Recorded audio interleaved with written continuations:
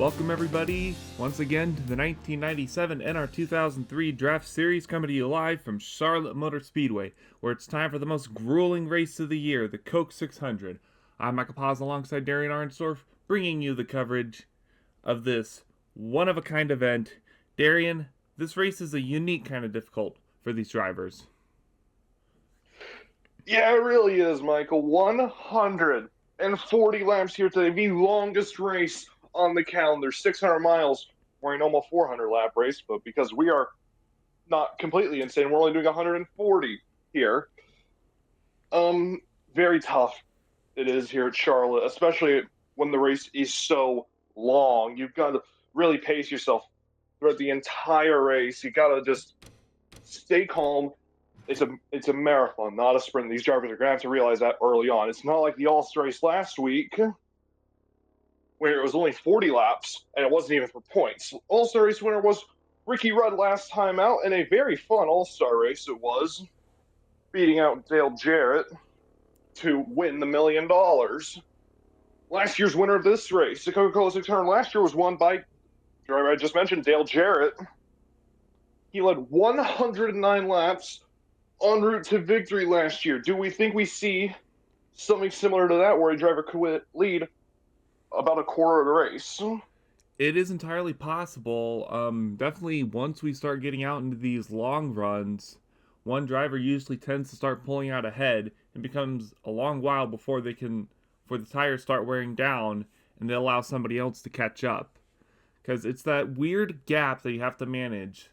The weird gap of having a car, you know he's within range, but you don't have the tires, or you don't want to push the tires to try to go and get them just yet. Because like you said, it's a marathon, not a sprint. A lot of things like that we're going to have to consider as we take a look at the standings for this year. Starting with first place, Dale Sr., of course. He has an average start of 20th and an average finish of 8th. Big gap, but that means we know he can slice his way through the field no matter where he's starting. And it shows at the end of each race. He has no finishes outside the top 20. Yeah, it's been an amazing job for Dale Sr. We've moved through here. See the top 12 on your screen. Now we see 13 through 24. Terry Labonte is who I want to mention here on this set. The 1996 champion, reigning Winston Cup Series champion.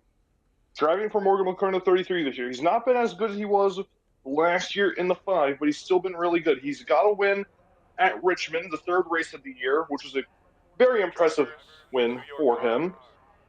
He's 374 points off of the points lead. But the thing is with Terry Labonte, he's only got one top 10 outside of his win. He's only top 5 of his win. He's only got one top 10 outside of that. That could be an issue for Labonte in terms of consistency. And as we look back through this third group, 25th through 36th, the driver I want to mention here is 30th place, John Andretti. He has 5 top 20s on the year, but he also has 4 DNQs to complement. We know that car is fast. He's part of the RCR stable, and that car has definitely shown to be up in the front so many times. However, he started this year with no owner's points, and that's been a really big hindrance on him as he tries to go and get the best results he can for that car. And even if he doesn't go and anywhere near the championship or rookie of the year, he still is going to put that 31 car in a very good place for next year. Yep, moving on to 37 through 48. But I really want to mention Elliott Sadler. He's been very impressive to me this season. He's been amazing on the short tracks in that 82 car for Wood Brothers. He's got the one top 10 at Bristol in an absolutely amazing effort where he nearly won that race. He nearly won both short track races after Richmond. He's been amazing at the short tracks, but on the big tracks, it's not been as great for him. He's got 4 top 20s and 6 starts, though. So you know what? He's not been bad. He just needs to get the owner's points to get back up there going. He can be a big issue for these top drivers in the next few years. And we look back at the very bottom of the field. In 54th place is Jeff Green. He's only had 1 start this year, and it was at Willow Springs. Qualifying been a major issue for this 4th Sobco car. But however, He hasn't even run enough races to be considered for Rookie of the Year yet. And that's still, remember, this is still a very startup team. They still got a bit to go on it. He qualified for the race today, qualified 42nd, and he's going to have a lot of work to do. But the question does remain of, what is the future going to hold for a guy who hasn't really had a chance to go and make a name for himself yet? And with that, let's take a look at our starting lineup today for the Coke 600. And already, it looks quite interesting, Darien. Oh my goodness, this is amazing. Your front row is already amazing. We got Joe Nemechek. Front row Joe living up to his name for a second time this season. He's starting next to Mike Bliss in the 46 for Sobco. Row number 2, we move on to see Randy LaJoy starting next to Mark Martin. A great qualifying effort for Randy LaJoy. That Diamond Ridge has been really good this season. They need to get the momentum going in their way again. This could be big for that team. Row number 3, we see Bobby Labonte and Dick Trickle. Unbelievable scenes here. This is unreal. The third Junior Johnson car. Dick Trickle qualifying in the 6th position. An absolutely amazing qualifying run for that team. Move on to row 4. You see Steve Park and Ken Schrader. Schrader nearly won at Talladega last time out. Ron Hornaday Jr. was able to come through at the very end to steal the win. Rounding out your top 10 is the Daytona 500 winner, Ernie Irvin. He's starting next to Derek Cope. And we'll take a look through the next group here. Starting in 11th is number 10 of Bobby Hamilton, alongside the number 63 of Joe Ruttman. And in the next row, we're going to have the number 82 of Elliott Sadler. Great qualifying run, alongside rookie Jack Sprague, who's been one of the standout rookies of the year. Then in 15th, we're going to have the number 4 of Jeff Burton, alongside the number 5 of Ron Hornaday Jr., Talladega's winner. 17th, the number 28 of Harry Gant, alongside number 40 of Todd Bodine. That Sobco car has been picking up in consistency. We'll see what this race has in store for them. And around at the top 20, we've got the number 6 of Jeff Gordon, alongside the 73 of Ricky Craven. Moving on to the 21st position, row number 11, we see Rusty Wallace driving for Bahari Racing. That team had a great all-star race, running up in the top 5 late. We'll see if they can convert that to a big run here in the Coca-Cola 600. He's starting next to the all-star race winner, Ricky Rudd, who we mentioned earlier. He's been great all weekend here. Can he convert it to another win here at Charlotte? Row number 12, we see Morgan Shepherd, who's the only driver who has multiple wins this season. He got back-to-back. Back at Martinsville and Willow Springs. We'll see if he can continue his winning ways here today. He's starting next to Dale Earnhardt Sr., who is the points leader. Dale Jarrett starting in 25th. He's starting alongside Lyndon Amick. 2 really strong contenders here, I think, if things can go their way. Row number 14, we see Mike Skinner. Teammates are Ernie Irvin and Dick Trickle. He's the lowest of the Junior Johnson cars, but still only starting in 27th. And then 28th, alongside Skinner, is last year's champion, Terry Labonte. Rounding out your top 30, we see Kevin Harvick in the 14 for DEI, starting next to John Andretti in the 31 for Richard Childress Racing. And we'll take a look through the final bit of the field now. In 31st, Dale Earnhardt Jr., not a good qualifying run for him, a little bit unexpected. You gotta remember, this is his first season, so we're gonna see a little bit of ups and downs, alongside the 38 of Ted Musgrave. Then in 33rd, it's 18 of Michael Waltrip. He's gonna have a lot of work to do. He had some pretty good showings in both the All-Star race in the last few races, but 33rd is pretty far back to start. 34th, Jeremy Mayfield. One of the more interesting drivers when it comes to finishing. He's been all over the place. And in 35th, we're going to see the 17 of Ward Burton alongside Sobco's number 42 of Sterling Marlin. 37th, the number 95, Wally Dallenbach, that third RCR car. He's starting well back in the field. But we're going to see how that RCR engine does for that number 95. And in 38th, alongside him, Johnny Benson Jr., who's been teetering a little bit close to not qualifying than I think he wants to. 39th, the Hendrick car, David Green in the number 24.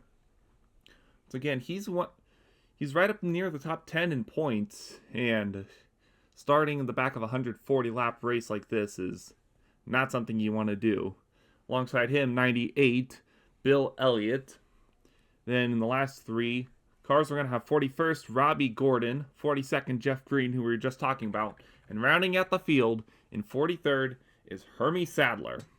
And definitely, as I'm looking at this, the one row I want to look ahead at is that row of the 9 and the 43, two of the strongest guys all year long, starting right in the middle of the field. Yeah, that is a comically strong row to be that far back in the field. 23rd, Morgan Shepherd, 24th, Dale Sr. Two guys who you've been looking at all season as the championship contenders, the championship favorites, if you will, which is really funny to say about Morgan Shepherd. I don't think anyone expected him coming into the season, but that 9 team has been so strong. It's been unbelievable, the pace of the 9 team. Same with the 43. The 43 hasn't won yet, but he's been so good, so consistent all year. 7 top 10s with 7 top 20s. He's been really strong this season. It's been impressive to see all year round from the 43 team. A lot to look forward to, as the command to start the engines has just been given, and we have one of the most interesting lineups for a starting lineup for this race, and we get to see how it all plays out. Could we even feasibly make a pick here? Picks? Oh man. Could we even feasibly make one with how goofed up this top 10 is? I'm personally looking at the 25 of Steve Park to get his first win of the year here. I'm looking back at the 82. I don't think he might win, but I definitely think he's going to have a good day. We'll find out right now. Longest race of the year, the Coke 600. Here we go!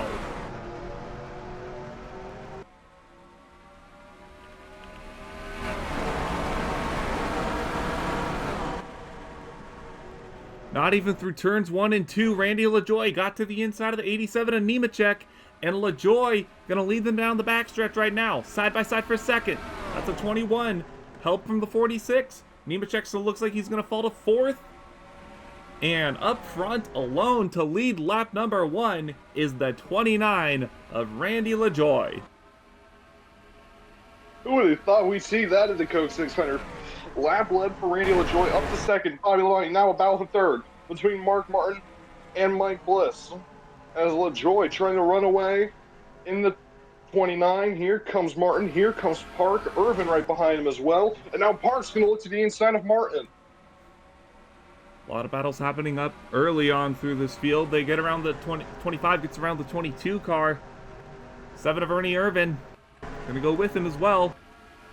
And up front, 21 has caught the back bumper of the 29. Just 9/100 separate them that time by. Labonte's already right there on the back of Randy LaJoie. This would be big for any one of the guys in the top 4 here. I know it's only on lap 3 and it's way too early to talk about, but this is extremely surprising to see up front with the 29, the 21, the 46, and the 25. And I think they're going to definitely enjoy their time up front, even if it might be short-lived. He's still all over the back bumper, not making the move just yet. He might give us a little bit of an insight on how these moves are going to be made throughout the race. Because I think you got that dirty air in front of you with the 29 right there. Could allow a big run from the 46 when they get side by side. Yeah, 46 might just be able to go and get a good run himself if the 21 doesn't make that move. So even though you might want to be patient with it, you're going to have a few chances. But if you wait too long, someone else might just go and make the move for you. Here he is right now. There's Mike Bliss. Oh. That was a surprisingly late move, but it's going to work out in favor for the 46 of Bliss. He'll move into second place ahead of Bobby Labonte. Now the 25 of Park is right behind him, going to try to follow through for third place. And Steve Park side by side with the 21. They come down the backstretch into turn 3. They're still side by side. 21's trying to put up a good fight. Out of turn 4, 25 finally gets a better run. Gets around him for third. You know, one thing I don't think we mentioned yet, Bobby Hamilton is up here, running really well. And with the 9 of the 43 running in the midfield, this could be a big point save for Bobby Hamilton in that 10 team. If we can go and they can hold on through this, we still have a lot of the race left to go, as we've been talking about. And there's Mark Martin getting to the inside of the 21 as well. That 21 starting to really fall back now. You gotta wonder if that 21 isn't as strong in the... Well, I couldn't even say longer. We're only on lap number 8. So, still fairly short in the run. And now the 46 is all over back at the 29 for the lead. We'll see how he's able to fare. We saw earlier that the 21 took too long to try to get around the 29. Maybe the 46 has a little bit more urgency. Here we go. He's down to the inside, looking to take the lead as they go into turn 1. Big run for the 46. Now watch the 25 at Park. We'll see how much he can close this time by. It was a half second last time by. As they battle for the lead, Mike Bliss and Randy LaJoy trying to have the second lead change of this Coca-Cola 600 on lap number 9. And it's going to happen. The 46 for Savco, Mike Bliss, leads at Lowe's Motor Speedway. And what's it like when you have a more up and down season, especially for a team like Sabco, just to go out and lead a few laps? That's a massive deal for a team like Sabco. They have been up and down all year, like you said. They have a 4-car team. It's been very tough on them, running all 4 cars, but this could be big right here, with Mike Bliss leading the way. Their best car in points, like, I can't even remember right now. It's down in, I think, 35th with Mike Bliss. Yeah. Bliss has been the best car for that team, but he's 35th in points. 1 top 10, and it was the 7th at North Carolina. So, it's been a very rough season for that whole Sabco team. So, this is a very, very big deal for them. Mm-hmm. When we were talking about the lap sled being a benefit, remember, as we just realized, this is Mike Bliss's first lap sled of this year. Oh, I'm sorry, by the way. I messed up on that. Sterling Marlin is the best Sabco car. He's 20th in points, compared to Bliss being 35th. And Marlin has 3 top 10s and 1 top 5. So, my bad on that. But still, a very good performance for Mike Bliss so far. As we see battles happening back further, there's Mark Martin on the inside of the 25 car for third.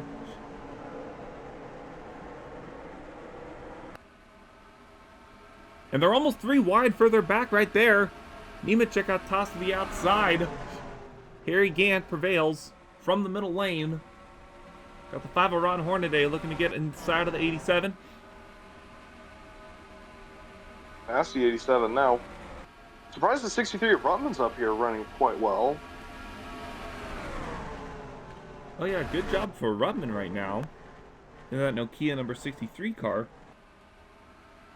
Let's see, he's 29th in points. As they stand, he has 3 top 20s.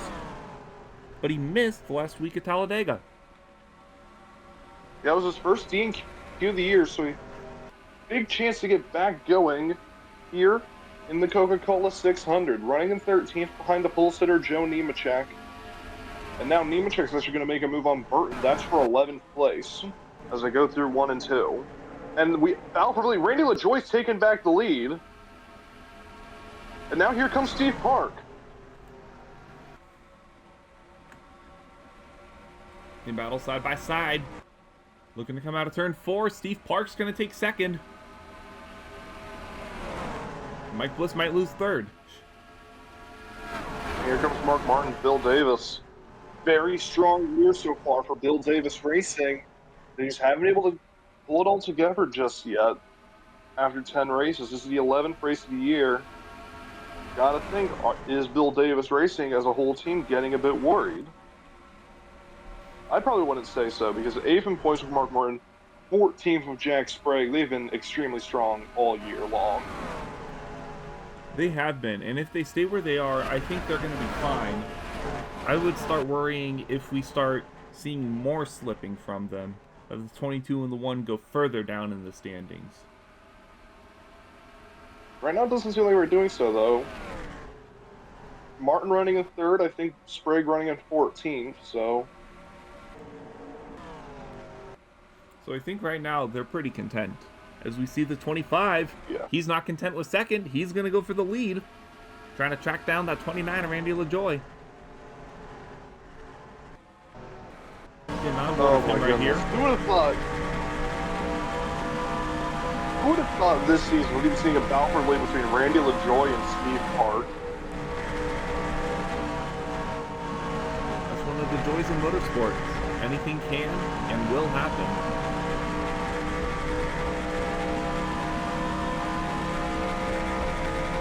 See that time. Gained 7 1,000s last time by. He's got a run here through 1 and 2. Now he's all over the back of the 29. Peaking, but can't make a move just yet. Wait for your opponent to slip up. Maybe get a little too far up the track. That's going to give you an opportunity. Especially if you can get a good run off the corner.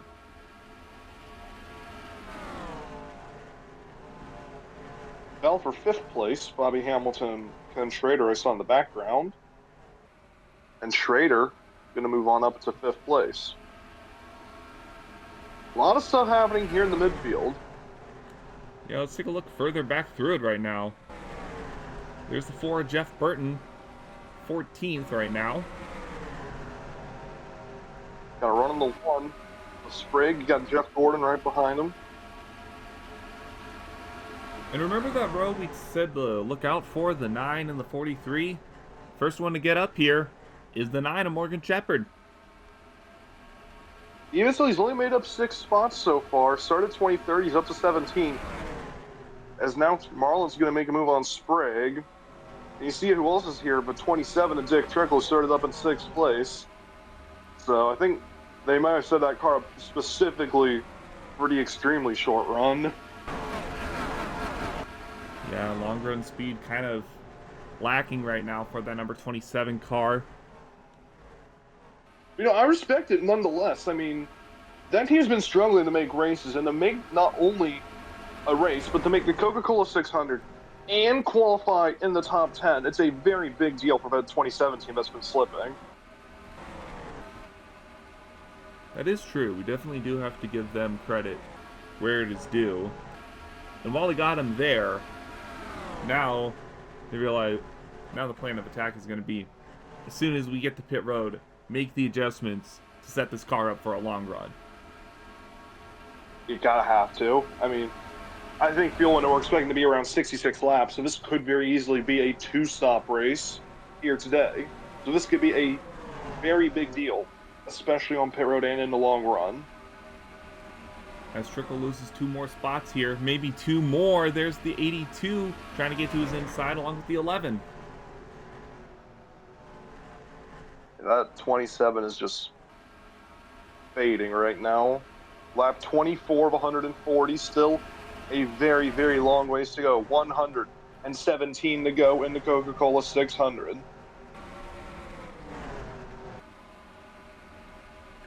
There's the 40 of Todd Bodine, who said was ever so increasing in terms of consistency. Doing pretty well for himself right there. Yeah, running really well.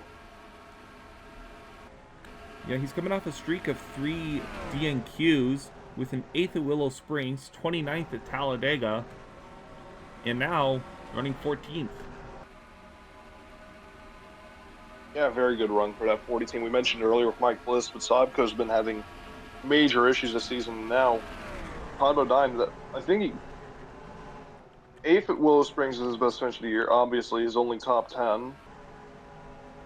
it's been an experience to watch Sobco run this season, but now they're starting to pick it back up. Bliss and Bodine running really well here so far today. As he gets passed right now by the one of Jack Sprague. Still holding on, though. One question I know we're going to have later on in the race. Lapped cars. Let's take a look how far... Oh, actually, let's see. Steve Clark might just go for the lead. He's all over the back of the 29. He's been on the back for the last couple laps, but hasn't been able to make a move on the 29. This might be the time, though. Down to turn number 1. Heading to the line. 113 to go. And Park still can't make the move. Oh, and he went wide that time. Following the 29 into the corner. That's going to allow a 22 to catch up big time, but now watch a 46 who might look for third on the 22 as they head down into turn 3. Mark Martin, the lone Pontiac of these Chevys in the top 4 right now. Ken Schrader, 94 in a Ford, looking to join the party as well.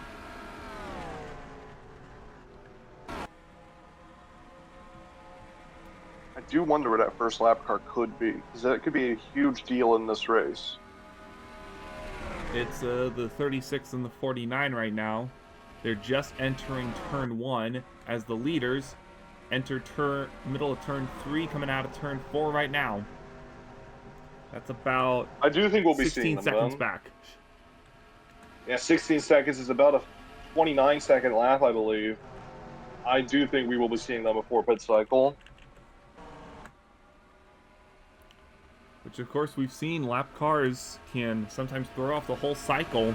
As you see Mark Martin going for second. Mike Bliss going to follow. You know, not even just lap cars have been an issue going into the cycle. Let's be honest here. Considering how this season's gone. Yeah. Well, let's assume that there's no pit road shenanigans and you're the leader or you're second, you're about to pit, and then a lap car gets in your way and you got to pit a lap later. How big of a detriment might that be? That could be a very big detriment. We don't know how big of an advantage fresh tires are going to be just yet because we're only 31 laps in. We're halfway through this run, so it could be an issue. It very well could be, but we did see, I think, Ricky Rudd pit a lap late in the All-Star race, and it did work out for him. So it may not be as big of a deal as we initially think. We're going to have 2 pit stops, so we'll see how the strategy evolves over both of them. As we see them, Mike Bliss right now on the back bumper of the 22 for second. Still looking though. As we get into the long runs, the passes seem to be getting more and more difficult until we get to the very end of the run. Yeah, I wonder where we're looking on the tire fall off right now compared to the best laps, because this is getting about 7/10 slower. So we could be anywhere between 1.4 to 2 seconds worth of fall off by the time we get to the end of this run. So those new tires could be a massive advantage, depending on how late or early these guys pit. So we start lap 34. We're going through lap 34 of 140 mile per second, still potentially ongoing, but not really going on. Actually, there's a massive gap I'm noticing between 6 and 7 here. That's exactly what I just wanted to bring up. 3.3 seconds the gap between those first 6 and this second group led by Ron Hornaday of about another 4 or 5 cars. That's a massive difference. Only 35 laps into this race.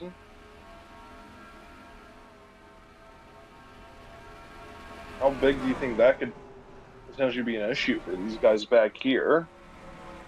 I think it's definitely going to be an issue because how do you make up 3-4 seconds on pit road? That's my question. I mean, it's not like it's impossible. We've seen it done before, but it's very rare to see. As we see Nemechek going after 7th place on Ron Hornaday Jr., the pole sitter, going after last points race winner. Now everyone's just going to the inside here. Three You can see wide. 3 wide here, actually. Hamilton, Ruttman, and Hornaday. And Ruttman looks like he's going to prevail. The 10 stays side by side with him. But going into as ahead in the turn 1, 10 does not have the advantage. And there's the 63. Going to take that spot. Harry Gant now going to look try to the inside of the 10 car. Same with the 5. Maybe not. 5's going to go to the inside of the 28 first. For 10th place now, Hornaday and Gant. Now Gordon trying to come on through, move up to 11.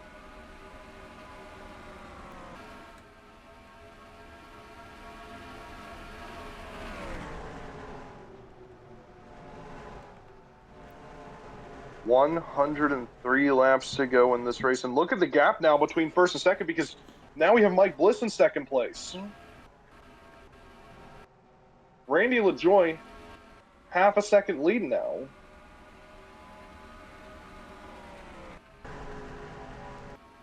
Now at the 46, clear of Mark Martin for second. He's got the opportunity to go and chase down that 29 car. He's closing, I think, on that 29. That 46 is absolutely rapid. These two guys have led the most laps today, but of course LaJoy's a lot more than Bliss, which is a very funny sentence to say out loud when you think about it, considering the context of this season. This has definitely been a very unique season so far for NASCAR. There's no doubt about that. Not even that, it's just we've seen these top guys running up front so many times this season, and now, for the first time really, other than the plate races, we see guys like Randy LaJoy and Mike Bliss running 1 and 2 consistently as we reach 100 laps to go in this race. It's been very fun. I always love seeing these underdogs running well. It's always so much fun to see. It is, because you know that there's a chance that throughout all of it, you might not see Randy LaJoy or Mike Bliss up at the front much more throughout the rest of the season.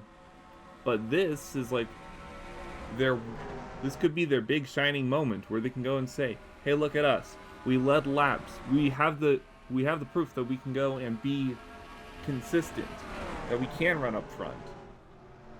And who knows, this could be, you know, on the road to better things for some of these guys.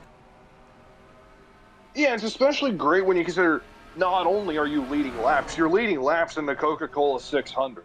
Like, this is the second biggest race of the year, I think, behind the Daytona 500. And these guys have been dominant so far today. It is unbelievable, like, the sheer turnaround for the 29 and the 46 so quickly. As now Bliss is all over the back of Randy LaJoy through 1 and 2, but Bliss just can't get the run.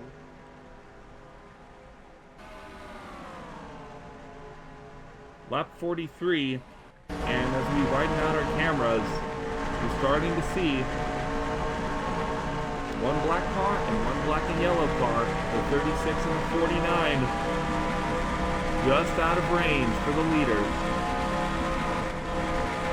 Oh boy.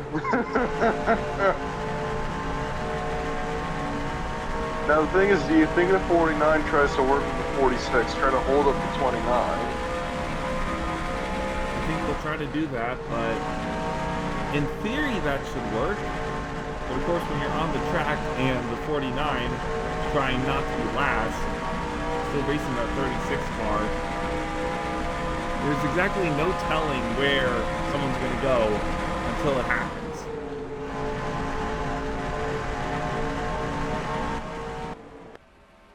I think these guys are getting a bit squirrely with their cars. We're lap 45 into the run, so you gotta think the car's being a bit unruly to handle. The tires starting to wear out, the car getting light, the fuel going low.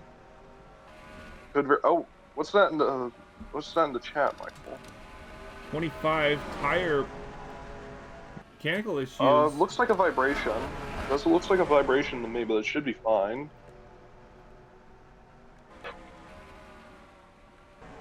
Yeah, thankfully, It's just a vibration. It's a concern, definitely, but it's not an immediate issue. And with pit stops coming up and expected around 20 laps or so, I have a feeling you should be able to ride it out.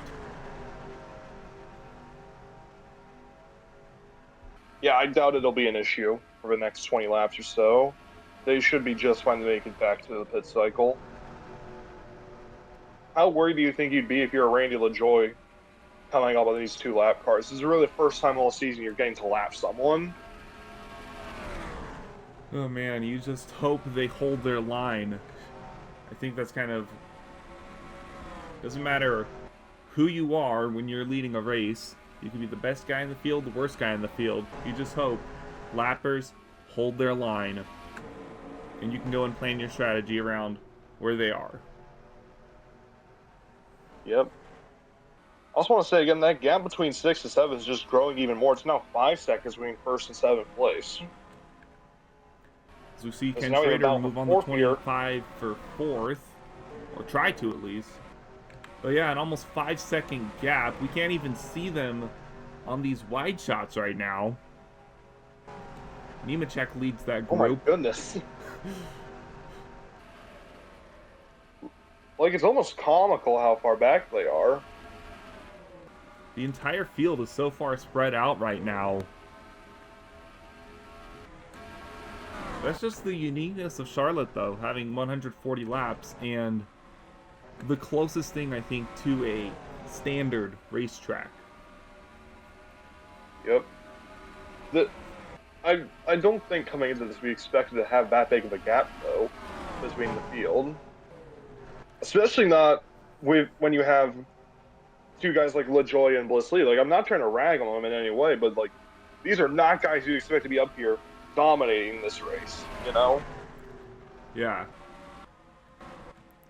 I think it especially helps that once they get out to a certain gap, it just takes forever to try to go and bring that gap down unless one of these guys up front has a major issue.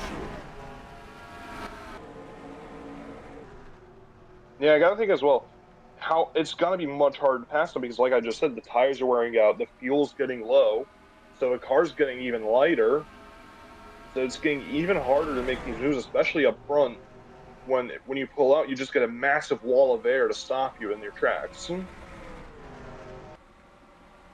Yeah, and speaking of walls, we have 2 cars here that might end up leaving someone trapped behind them. Battle for the lead! Mike Bliss finally getting his shot to get back on the 29 of Randy LaJoy. Here comes the 22 of Mark Martin as well in the 3rd spot. This could be a big detriment to the 29 of Randy LaJoy. And LaJoy on the outside right now, gonna fall to 3rd as they approach those lappers. First one is Hermie Sadler, the number 36 Pontiac. The 49 of Jeff Green, not that far ahead. LaJoy trying to hold on, but he needs to get clear. They are allowing the 46 to run away. And the 46 is going to have the best line to try to go and get around some of these lappers. If they would hold their line.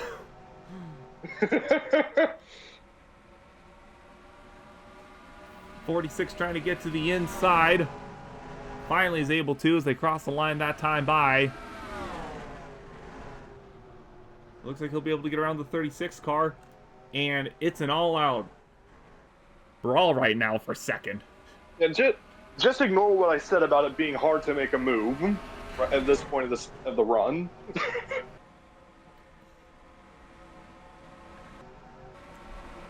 Yeah, I think definitely at the end of the run is where, with so much fall off, that's where it gets ever so easier. There's a bigger chance for more issues to happen. As we see Mark Martin gets around the lapper, Randy LaJoy almost gets right up to the bumper of the 36, but still gets side by side with him. Now here comes Bobby Labonte on the inside of Ken Schrader. Labonte going to try to use the 36 of Sadler as a pick, I think. He does so successfully, but we'll see how good the 36 does. Might get clear down into 1 here. Yeah, 36 clears the 21. And they stay So side now we by have a side. 3-car breakaway at the front.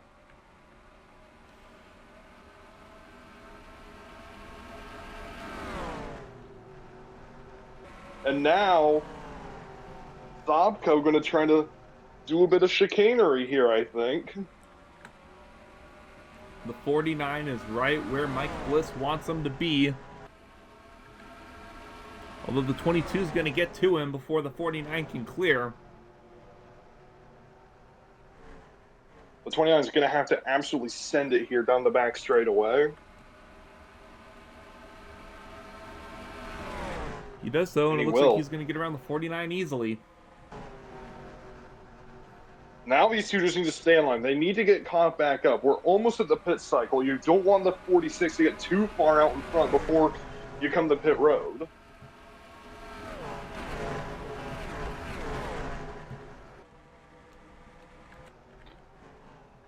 And we'll see, looking back at fourth, that's 21, Labani trying to hold on to that group of three. Steve Park trying to do the same as Schrader finally gets by the 36 car.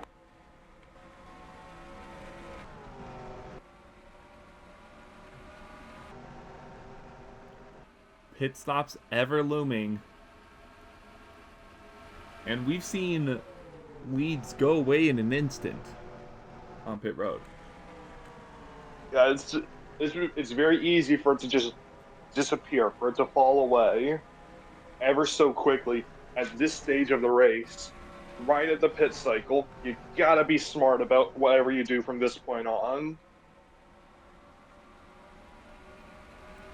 There's Steve Park in fifth, trying to get around the 49 car. Does so. And the gap right now between these guys is still between 6th and 7th. 3 seconds on its own. Nemechek in 7th, still 5.3 seconds behind that 46 car. Park going high. Are they pitting? Jeff Green's I think pitting. they're pitting. They're pitting. 46 as well. Oh, the leaders are pitting. Mark Martin leads this race. Mark Martin leads the Coca-Cola 600. Pit cycles are starting here at Lowe's Motor Speedway. 73 of Johnny Benson was the first car in. Sorry, Craven.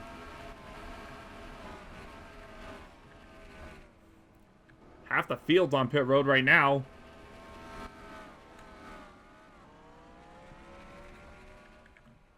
We'll see how it all plays out. There's the 94 coming in. Lead was the 22 that time by. We'll catch up with him.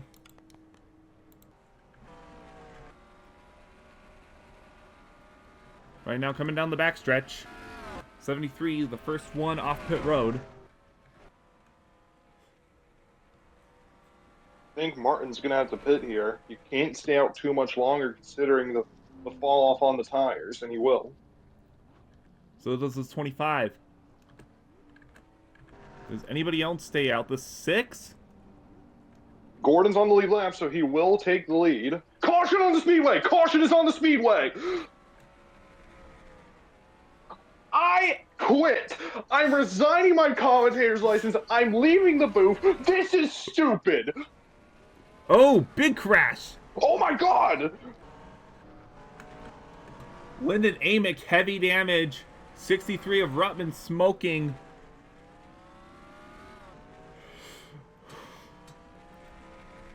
We know the drill, ladies and gentlemen. We'll see this. Oh, Randy LaJoy gets into Amick. Oh, Diamond Ridge team kill! 21 got a little bit of damage. Nemechek just plows him. And I think that was a 29 of LaJoy. The 28, actually. He got plowed as well.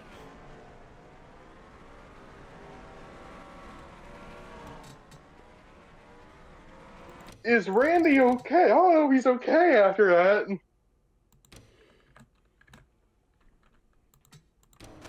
Oh. That is a nasty impact. Oh my goodness. Robbie Gordon up and over as well. So it was we had 3 cars flipped there.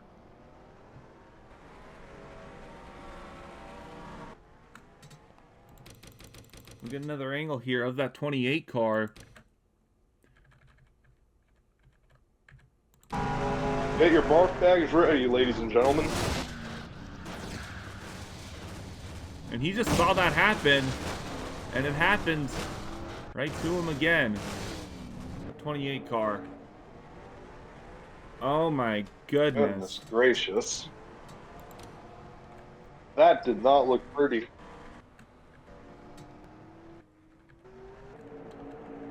A lot of cars, I think, are going to be done from that one. We'll be right back. We'll get an update on everything. Oh, no! Oh no! My bliss!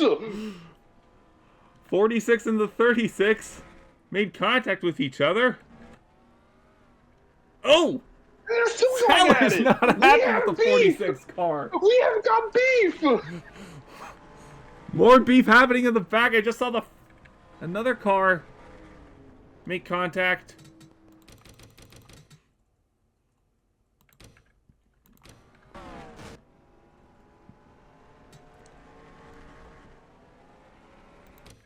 There's a 27, a Dick Trickle.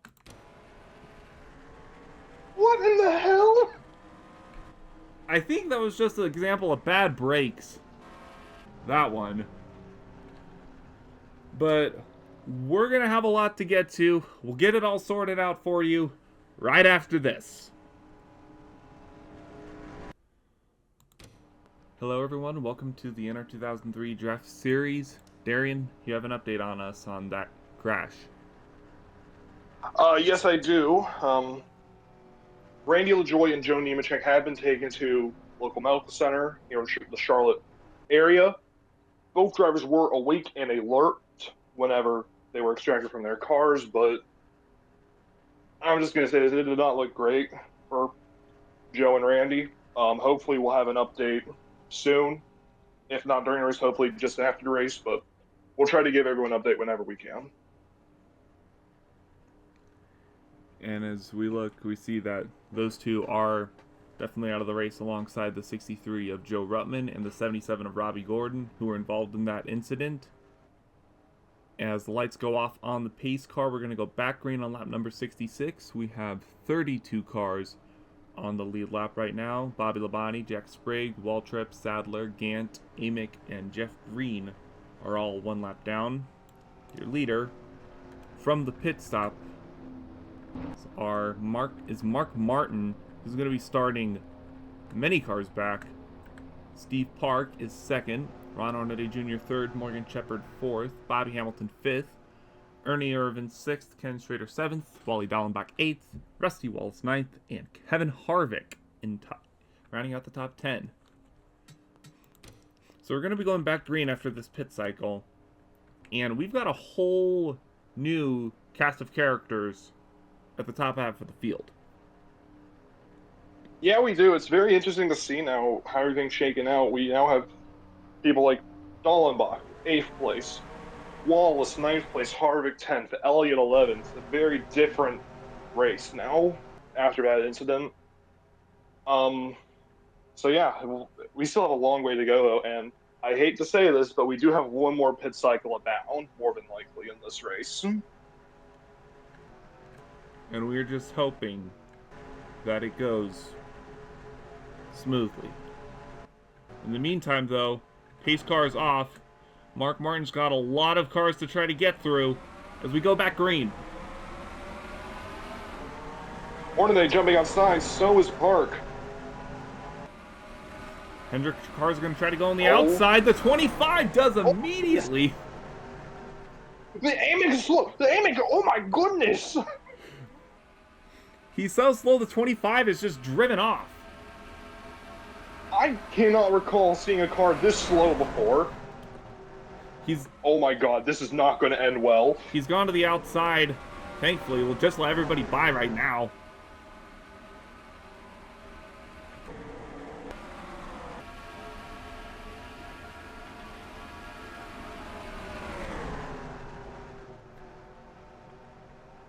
We'll see what the lap time is as they go by next time, once everybody's up to speed.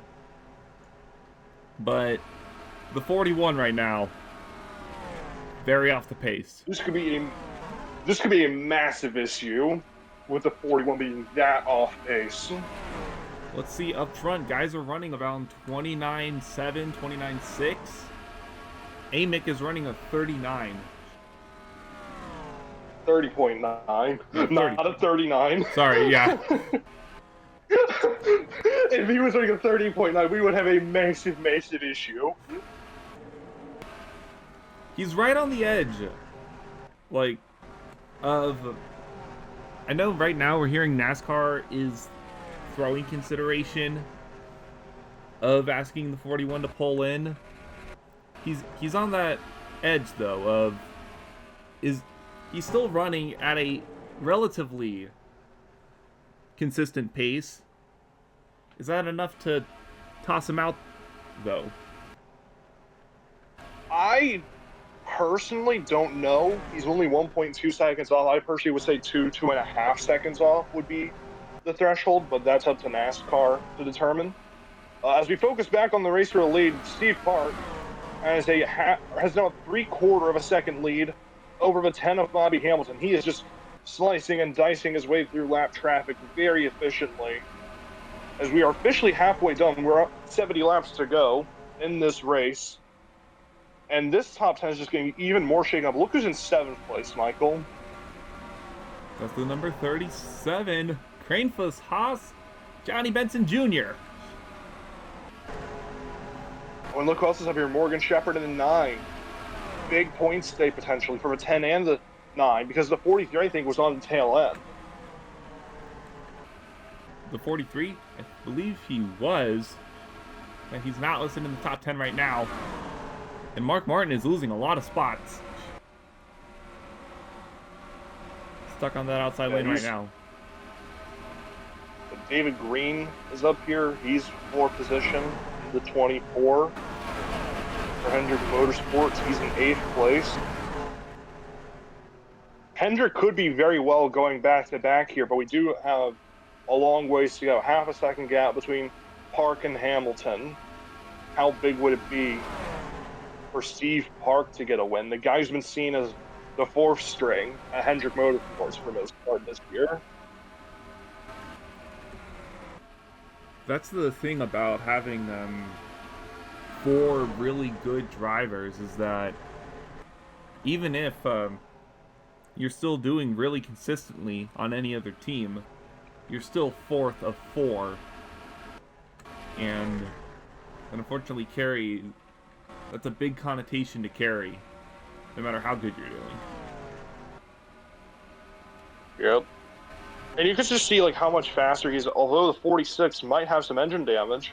I just thought of this after that incident with Hermie Sadler, under caution. NASCAR is reportedly saying that they're going to look into that incident, potentially some penalties post-race for the 46 and 36, but we will have to wait and see on that front. They're 2 cars apart from each other. Right now, I don't think I want to see what would happen if they get back next to each other. Yeah. Leave him be is Mike Skinner trying to make a move on Mike Bliss. This is for position, but it's a lap down position. And Johnny Benson Jr. has worked his way up to 3rd in this time. I think someone made the right adjustments on the road. Yeah, definitely seems like, as we also see Dale Jarrett now up here moving into 4th place in the 2 for Petty Penske. So this is just a whole different ball game now when you look who's in the top 10. Really, the only one here who's still up here from before that first pit cycle is Steve Park. And Mark Martin, but Mark Martin was having that issue, falling to 8th, couldn't lose even more spots. I don't think his team was doing well on the adjustments at the moment. I don't know if it's that as much as he's just been stuck on the outside line. So many lap cars are there that it's just hard to make a move down to the inside. Yeah, it might just be that, because look at that. He is still on the outside. The 9 car's about to go around him. 4/10.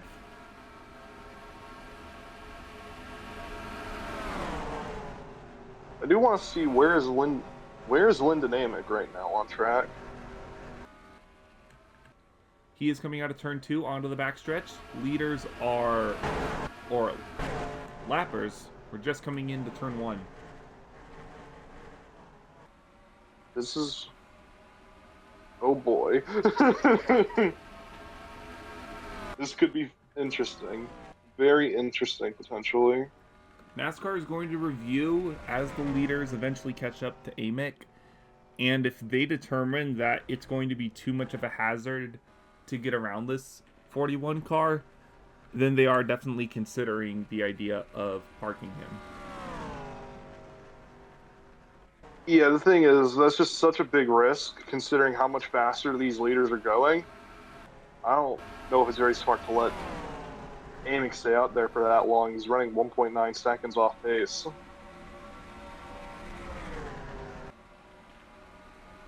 Meanwhile, as they continue to run, Bobby Hamilton is trying to catch back up, but Dale Sr. is being a pain for Hamilton. Now, is this just because Earnhardt and Hamilton are 1-2 in points, or is it just because racing?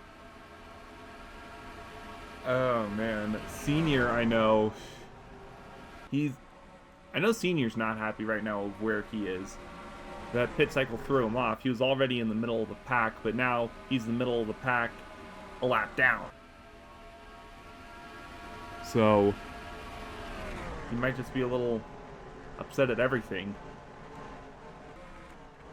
And if it just so happens to be the 10 car in the way. Gotta keep your cool if you're Dale Sr., because you're leading points in 1997. Your last championship came in 1994. That was his 7th. Dale Sr.'s looking for an 8th championship this year in 1997. You've got to be smart. You can't be taking any risk when you're looking at potentially breaking a record set by Richard Petty. Mm-hmm.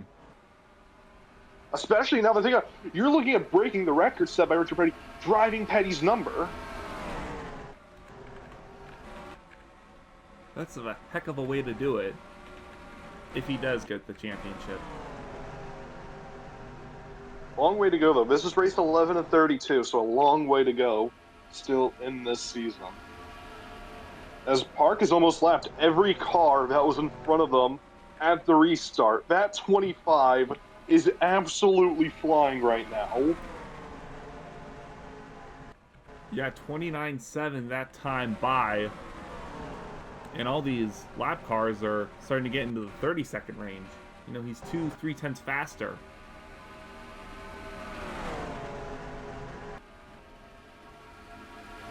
I spy off my little eye a blue and black 41 car. Or blue and teal 41 car, I should say. He's still running 1.9 seconds off his best lap. I have no idea what NASCAR could do here.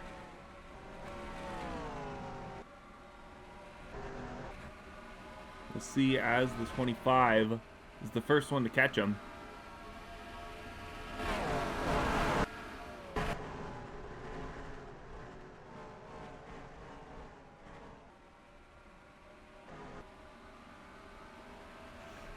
And the 25 catching up to the 41 car right now. And there's a 1.1 second gap between the 25 and the 10. Gotta think though, could this gap fall when he goes to pass the 41 here? As they're going 3 wide, I think, behind him. Or no, they weren't. I just got... Cool. It was close. A bit dicey with the... Yeah, it was close. As now Dale Jarrett's moving up to second, ahead of the 10 of Bobby Hamilton. Oh, there we go. Oh my goodness. We're going to stay on the 41 here for see how the field fares getting past this slower car. And 82 where are you going, Elliot? 82 trying to go to the outside. Where are you going? Oh no.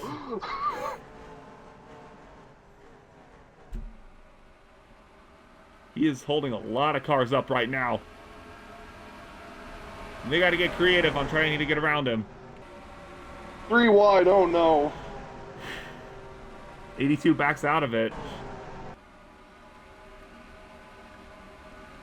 This is scary to watch.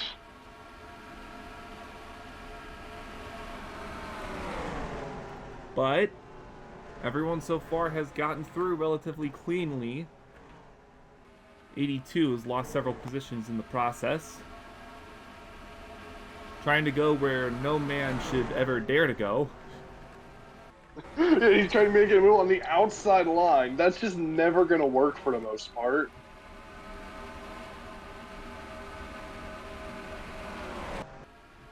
It continues to just fall here.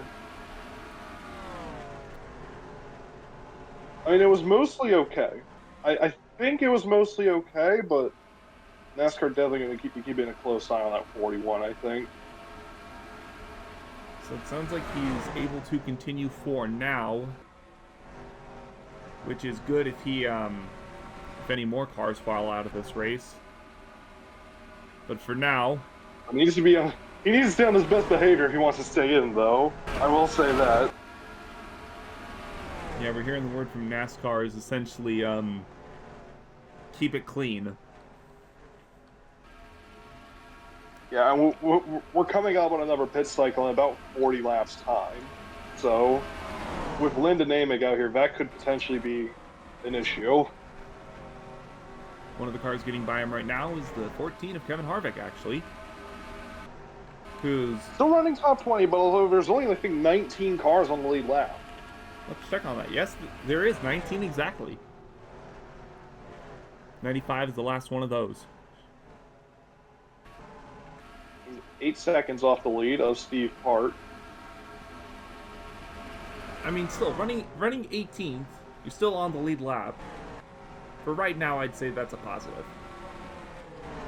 Yeah, you're as of right now, you keep everything clean, you're pretty much guaranteed to get a top 20 with how everything's looking. And for that 14 team, that could be a massive boost in confidence for Kevin Harvick. This is, remember, the 14 car, 45th in points, 2 top 20s on the year. The other finishes have been pretty low, shall we say. Yeah, listen, I remember his first race of the year back at Darlington. He had an engine fail, which brought out the caution, which led to one of the great moments of this season of Jeff Gordon forgetting to take tires. This season's gone off the rails entirely, and we're only on race 11. I am horrified to what could happen the rest of this year.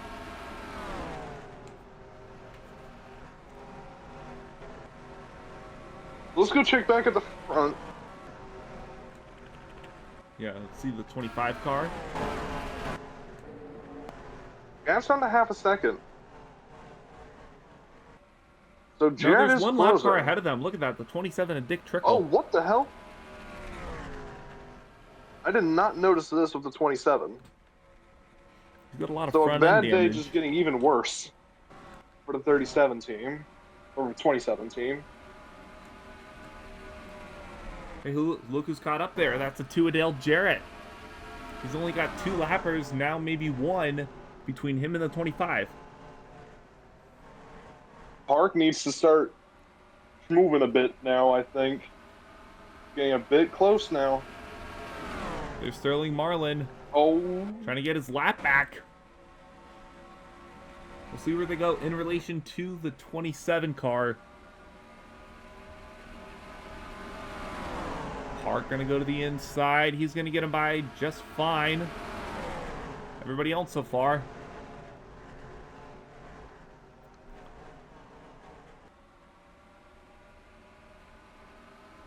Just keeping my eye on, like, this top 10 especially. Like, look at the guys up here. Jeff Burton's moved up to 3rd. We haven't seen him all day. Ernie Irvin's in 5th. He's been very quiet.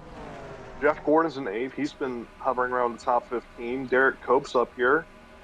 He's been existing for the most part. And Ron Hornaday Jr. we haven't really seen much of all day. Like, this is a very interesting top 10 considering how this race started. Yeah, like you were saying earlier, it just feels like a whole different race. This second part of it.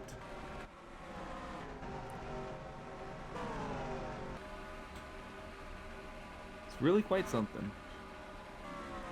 We head back up through the field. Looks like everybody's been able to get around the 27. Whoa! Relatively okay. You were saying. Someone loves to prove me wrong every single time. You're telling me. There's Johnny Benson Jr. trying to get back into the top 5. Oh wait, Balfour lead potentially. Jared's No, ahead. drive-by for Jared the lead. has the lead. As we start lap 100, Dale Jarrett's taking the lead. If we'll remember, whose teammates? The 2 in the 43 car. Oh boy. I think no matter how Dale Sr. is feeling right now, good to know he can always remain a team player. And he's trying to do that right now, holding off everybody else. You know, I do want to say the 4 is up here now in second place. He went through the grass under that caution earlier, became basically a lawnmower, and now he's up to second place. What is happening here at Lowe's Motor Speedway? Is there full moon out or something?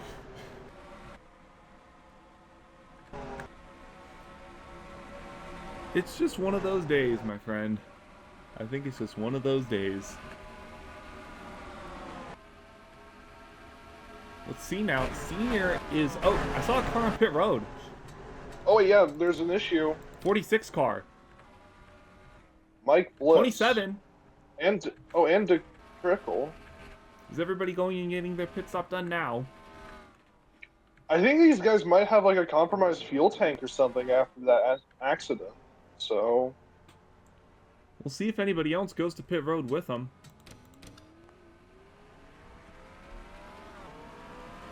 Because we would still technically be within the fuel window. yeah, we are in range from here. It is a 66 lap fuel window. And we're on lap 103 of 140. Everyone has to pit still for the most part, so you have to make another stop. Yeah. It's so unfortunate watching like the 46 run down in 38th now after how amazing the 46 and 29 ran to start this race. It's really unfortunate to see how everything's ended up for them. Yeah, lap sled, and that's about the one takeaway you can get away from this race. 5 bonus points, and that's it. But he merges safely. We're all good on that end. That's to catch Dick Trickle yet again now because of his pit stop. Yeah, Trickle is 39th, 3 laps down. Got a couple of cars 2 laps down as well. Lap 105, though, of 140. Gotta think, what are these guys thinking about making that ever pit stop? Because caution came out, restarted on lap 67. Logic would say, I think, hit around lap 133, if you could. But do you want to try and pit a bit earlier than that? If we don't have a caution again, then I would say definitely go and pit early. But considering how it's gone, seems like what might be the strategy is pit as late as you can. And here comes a lawnmower. Jeff Burton looking to get a second one of the year. So is Dale Jarrett. They're both looking for a second of the year. This could be a good battle here for the race lead with 33 laps to go this time by. See what the Ford car does here. They're catching 36 in the two. pits, Hermie Sadler. Hermie Sadler is in the pits. 36 making a scheduled stop. Look at the pit stop time. I think that's also damage repair. 19 seconds. It is.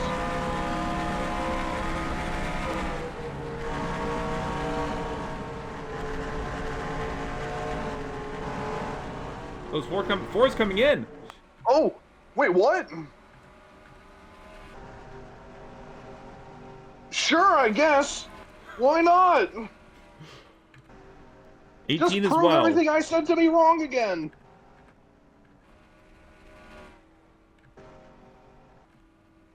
21's been racing without a hood. That's what we like to call a hoodless wonder, Michael. And now it looks like more cars are going to come in. Dale Here Jarrett, comes the race leader. 25. Second place. I think the leader will go to Ernie Irvin. Yes, it does. Catch up with him real quickly. Him and Johnny Benson Jr. right now. Bobby Hamilton in third. It looks like Johnny Benson's about to go to pit road. 7 and the 10 stay out, though. Labonte's in.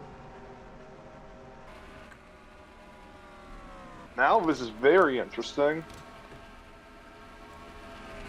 It's going to do the works for everybody. 4 tires and fuel.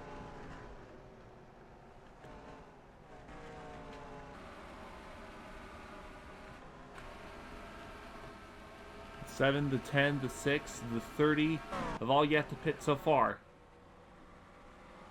They might be pitting this time, though. It seems like they are. Yes, they are. Gant is a lap. I don't think any of the leaders have stayed out. Oh no, the 14 did. I think that's everyone. Wait, what? Kevin Harvick has won a lap! What the hell? I mean, might as well. If you're not going to win the race, yeah, if you at least get some 5 bonus points. Yeah, if you can get the points, take the points. I don't blame him. Now he comes in. I think that'll officially cycle us out.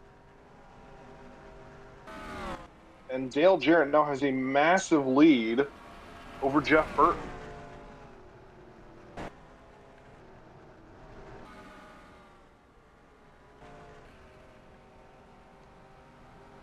And it is pretty alone right now. There's Jeff Burton in second.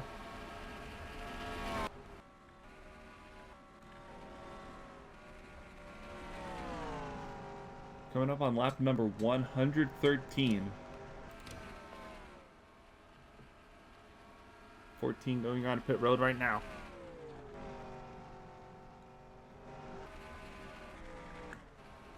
So officially, Dale Jarrett is back in the lead of this race as of now. Jeff Burton in second place. Park.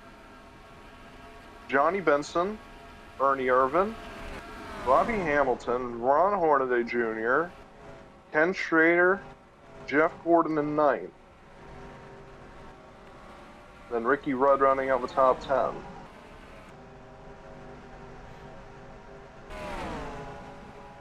I think I saw the 41 on Lyndon pit road. Amick is in the pits.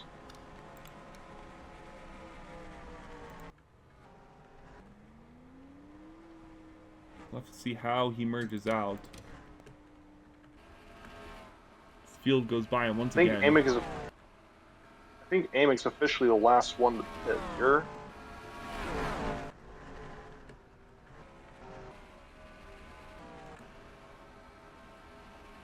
So now,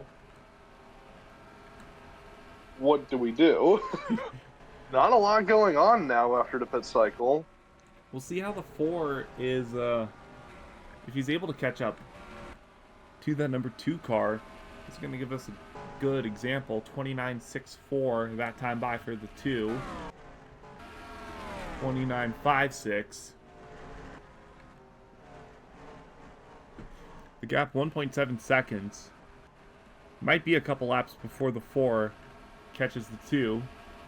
There's Terry Labonte trying to get around the 25. Not 4th position. Labonte's 22nd right now.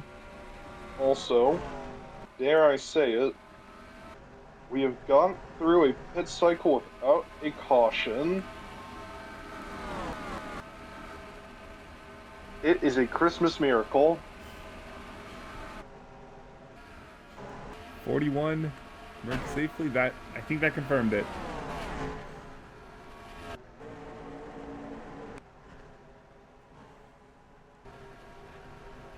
Sterling, do not prove me wrong, for the love of God. Or no, that's Todd, I'm sorry. We'll see which other kind of cars are losing a lot of pace. Dallenbach, 19th. There's Bliss, Gant. Oh, Jarrett's going to catch 2 lappers pretty soon here. Oh, issue. The 31's passing the 4.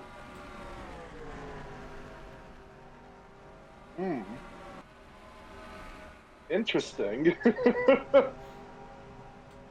That's not a good sign if you're trying to catch a guy. If you're getting passed by lappers. No, it is not. Especially with 22 laps to go here. I don't know if you want to be battling with the 31, though. That's the thing. Burton's saying the hell with it. And how'd that work out for you, Jeff?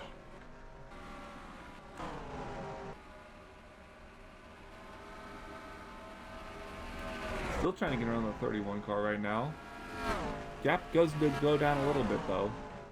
Trying to think, maybe that was just a bad corner before it took. Allowed the 31 to get to the inside as the Ford recuperates.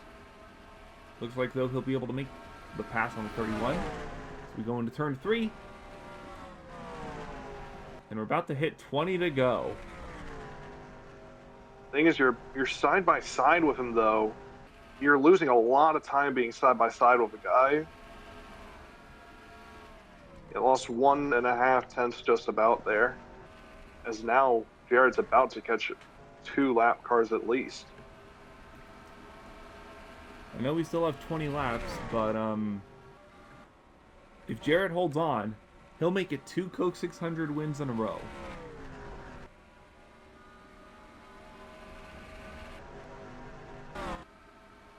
But he's still got lapped cars to go through.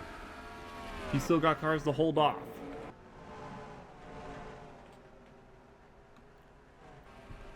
And now he's catching Harry Gant and Mike Bliss. Gant was one of the cars involved in that big crash at a lap 62. We'll see how they deal with that. And the 4 gets passed by the 31 again. There's the 2 getting to the inside. Oh, man. 46 might block him a little bit. But the 2 might be able to get a good run off the corner, turn 2. Minimize the impact. Do you think Dale Jarrett is driving like a man possessed because of what happened at the All-Star race last time out? I think he definitely is wanting a little bit of redemption. He sure is driving like it at the very least, leading by 1.8 seconds just about with 17 laps to go. I think as long as everything stays the course here, we will be seeing the 2 in victory lane for a second time this season. Here comes Steve Park, though. He's going to look for second at least. Going to try and give it all he can.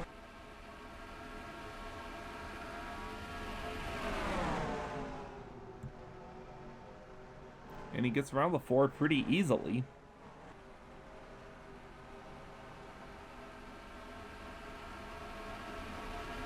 Steve Park's best finish before this race was 4th at Darlington.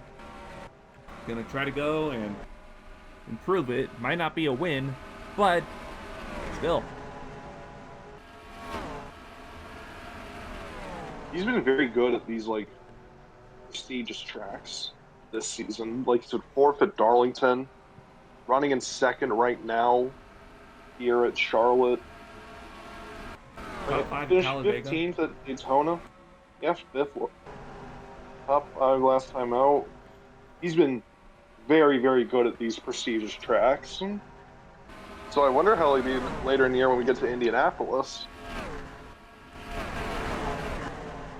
I'm really curious to see that because Indianapolis has always been one of those one-of-a-kind tracks. I want to see who handles. Gap down to 1.6 as Earnhardt giving hell to the 25 car. 25 trying to hold him off, though. They got 2 lappers between him and the 2 car. And we'll take a look at the 2 here. Jarrett is on board.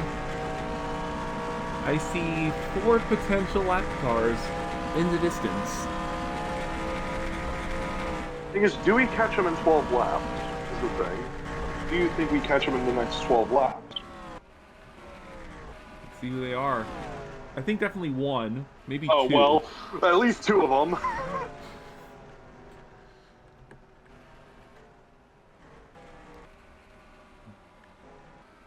Dallenbach about to go a lap down. 19th place. Yeah, and if they catch Dallenbach here, Senior, who's still battling very aggressively to try to get his lap back, he might be able to go and move up 1 spot. And these guys ahead of him too, John Andretti, Terry Labonte. That would be 4th position if they pass the 95.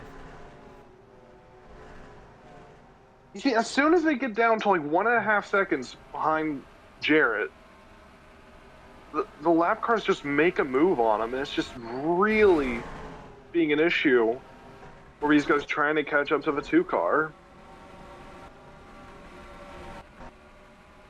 Yeah, it seems like the field has had more trouble from the cars who are competitive while going lap down versus the cars who are very slow going a lap down.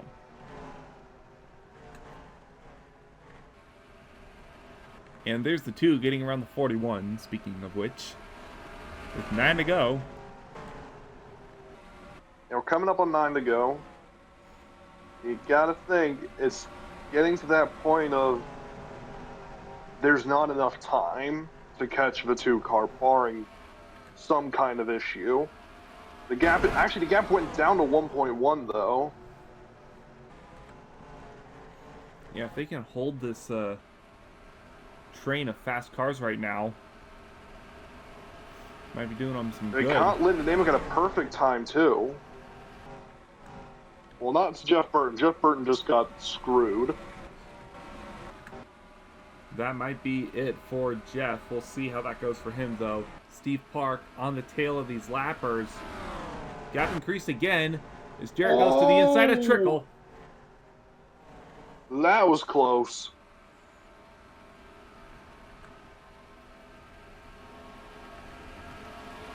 That was way too close for comfort, I think. Yeah. Now Labonte going to try to get around to 27. Jarrett's got 2 more cars I think he could potentially catch. 2 more potential cars for the 25 of Steve Park. The gap was 1 second that time around. But there are still 3 lappers between him and the 2. It's three lappers in the way, and with 7 to go, I just can't see it. Don't count him out entirely, but it is going to be a long shot. Caution! Caution on the speedway! Caution on the speedway! Caution on the speedway! Is that going to end the race?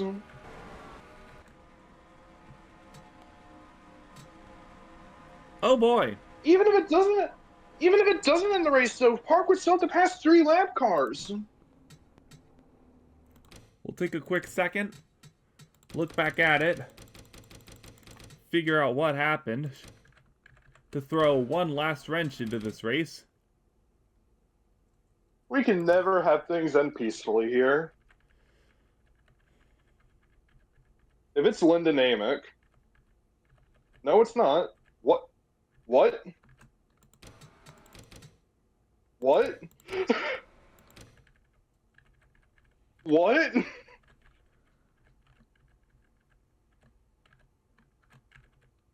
Now, I could just be stupid. That's a very real possibility. But, Michael, I don't think there's a reason for this caution. Is there some debris around the track? that our cameras aren't picking up right now. I don't know. I don't think we've seen a lot of things this season. This is one thing we have not seen. A caution for seemingly no reason. Well, we'll get everything figured out here. We'll try to get back to green and we'll let you know if we can. The Coca-Cola 600, the finale of this race is coming up after this. Welcome back, ladies and gentlemen, to the NR 2003 Draft Series from Charlotte Motor Speedway. We've got the last 3 laps of the Coca-Cola 600 coming right up. Dale Jarrett, your current leader, has 3 lap cars between him and second place challenger Steve Park. What do you think, Darien? Can the 25 get to him? I don't think he'll be able to do it alone. He's going to need the 33 or the 31 to make a move on the 2 if he wants a shot at this one. This is going to come down to if the lap cars become an issue. That's how I look at it. But with 3 laps to go, a lot can happen. This restart is going to be the most key one, I think, of the race. We'll see how Dale Jarrett can go and handle the pressure of the lapped cars. He's trying to make it 2 in a row. Steve Park trying to become another Hendrick winner. Get his first career win as a rookie. We've only got a few laps to try to settle it out. Here we go. Pace car off pit road. Sprint to the finish. Gonna happen right about now. Green flag. 33. Gonna dive to the inside. Here comes Park. Dale Jarrett got tossed to the outside. Down there. 25 might have an opportunity. Oh my goodness! Steve Park! He's got a huge run to the inside. Coming to 2 to go! Here comes Burton! The 25 of Park to the lead! Everything went right for him. He came so close! Back at Arlington, he came close! Last time out at Talladega, Steve Park looking for redemption! Here at the Coca-Cola 600, but here comes the top 300 on blanket. They'll round turn number 4. Burton goes to second, and we'll get the white flag this time by at Charlotte. 0.4 of a second that time around. Coming into turns 1 and 2 for the final time. Steve Park, what a rookie season for all of Hendrick Motorsports. And now, the so-called 4th string is about to be the biggest winner for Hendrick Motorsports in 1997. As they come through 3 and 4, we'll have a first-time winner in 1997 once again, and it's Steve Park who wins the Coca-Cola 600!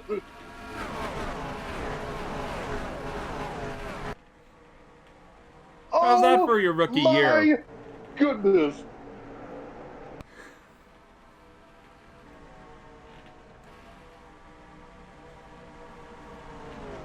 Everything went perfectly. And hey, Michael, remember who I picked at the top of the show? You did it. I actually got one right.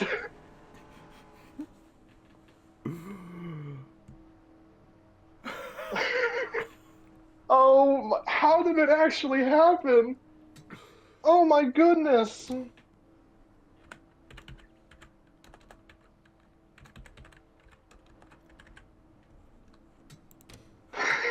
Your top 10 from the 1997 Coca-Cola 600 looks like this. Steve Park, who gets his first career win ahead of Jeff Burton.